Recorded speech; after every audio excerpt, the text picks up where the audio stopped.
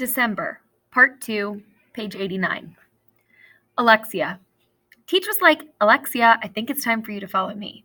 I went into the hall with him. He closed the door behind us. Teachers had done stuff like this with me before. It was like, no big deal. I didn't even give Teach a chance. They're being so mean to me, I blurted out. They won't let me do anything. Jessica thinks like she's the boss. But this is where Teach was different. Again. Wrong, he said, stop. But, he put both hands up. Just stop, he said. I was quiet. He looked right at me. You're lying, and I don't like liars, he said. You're being mean, and I don't like mean people. I felt real tears coming. I didn't want to cry, not for real. I squeezed my teeth together and scrunched my eyes. I held my purse hard with both hands. You're acting like the meanest girl I've ever seen, he said. I couldn't help it. The tears came. I was really upset. I looked down at the floor. I'm not being unreasonable, Lexi. I was like, yes, you are, but I didn't say anything. I'm telling you the truth, and sometimes the truth can hurt. I kept my head down and pulled a tissue from my purse, wiped my eyes. He was being a bully. I know you're not being mean deep down. I know you're not mean deep down inside, Teach went on, so stop acting like you are. Miss Kelsey had told me some amazing things about you in her room. He didn't get it. Nobody was going to be my friend. I know that's how it was before. I know because that's how it was before. Kids made fun of me because of my clothes, because of how I talked. Leopard Lexi and Lexi-like, they called me. And then one day in 3rd grade, I attacked back. I yelled at some girl like Mom and Dad yelled at each other. And after that, no one wanted to be friends with her. It didn't matter what I said. It didn't matter that what I said was a lie. They ditched her and became friends with me instead. Just like that, I became the leader. All of a sudden, I was getting all kinds of attention, unlike at home. Mom was around, usually too upset over Dad, because he was never around, to worry about me. And then last year, she hit her limit and threw Dad out of the house. Mom told me then, Alexia, don't let people push you around like your father did to us. You take charge and fight back. There's no way I'm going back to being nice. Nobody's going to make fun of me again. I don't remember anything else, Mr. Terupt said. I was too mad to listen. I hate you, Mr. Terupt. Jeffrey. Did it help? I asked Jessica one day in our Ramadan group. We were just doing some research on the computer. What? She asked. Did telling help like Ida B? I think it helped a little, she said. I stared at the computer. I'm listening, she said. You won't tell anyone? I said. I won't tell, she said. Promise. Because nobody knows any of this. I just moved here last year, halfway through the school year, and nobody knows anything about me. I won't tell, she said again. I'm not sure why I believed her, but for the first time ever, I told someone my secret. My brother's name was Michael. The football cards were his. He was older than me. He had Down syndrome and leukemia and was real sick, so my parents had me in order to save him. I could feel Jessica looking at me and telling her that last part, but I kept staring at the computer. They gave Michael my stem cells, special cells that can turn into anything else in your body, hoping that they would become what Michael needed.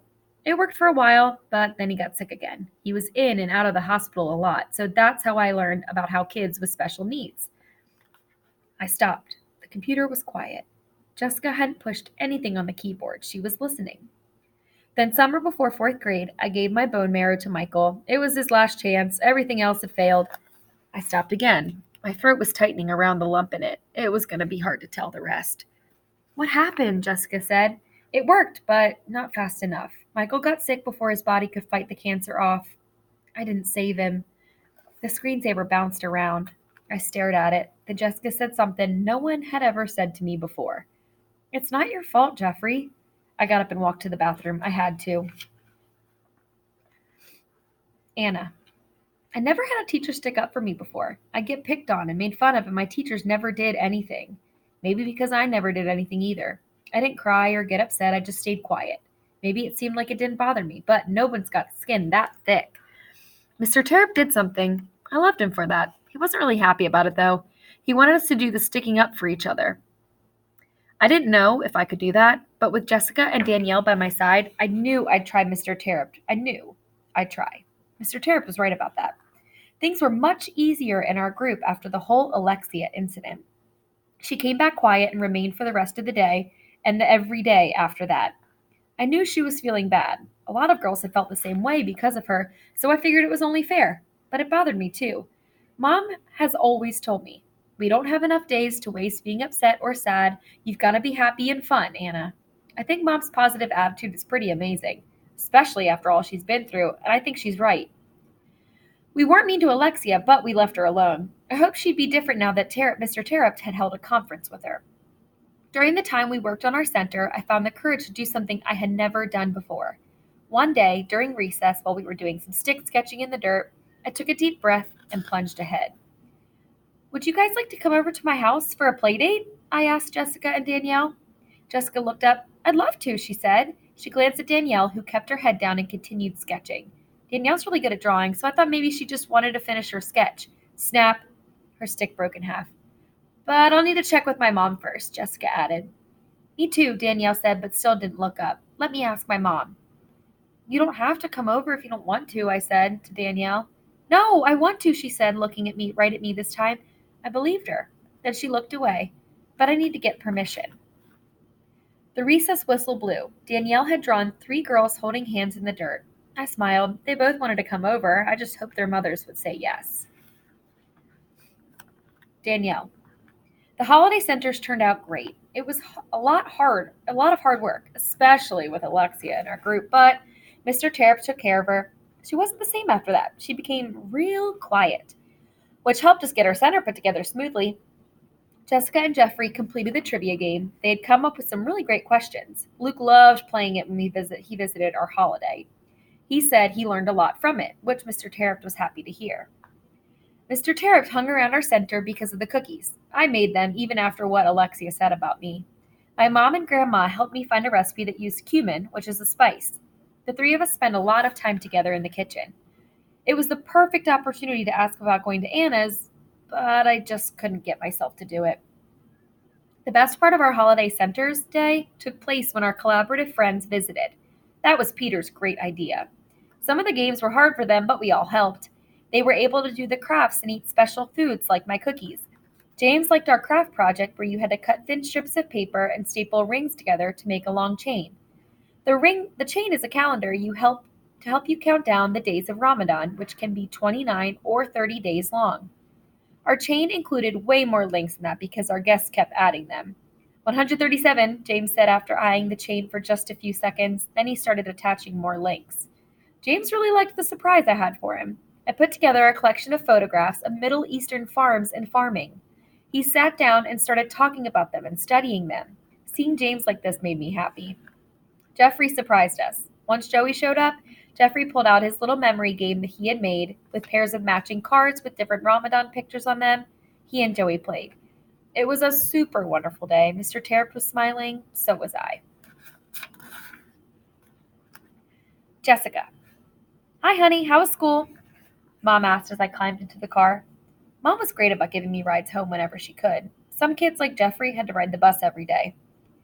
Mom's trying to get serious about her writing. She's already very skilled at it, having helped on some of Dad's plays back in California, but now she's writing for herself.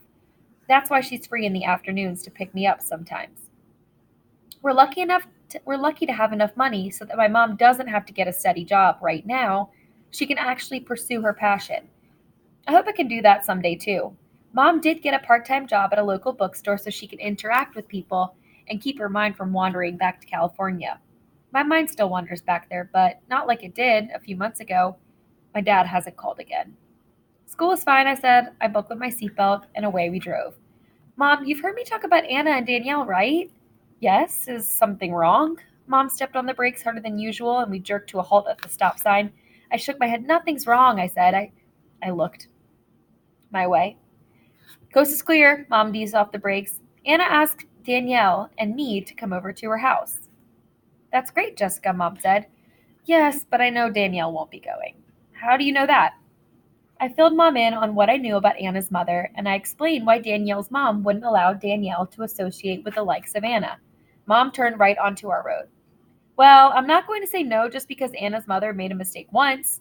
We pulled into our driveway and Mom put the car in park. If Danielle's a nice girl, I bet her mother is too, Mom said. But we'll make up our own minds about what kind of person Anna's mother really is. Dad made a mistake. You didn't want to give him another chance, I said. Your father didn't want another chance, Mom said. He made that clear before we left. She paused. The divorce papers came today. I sat all quiet. Mom's bluntness really zapped me.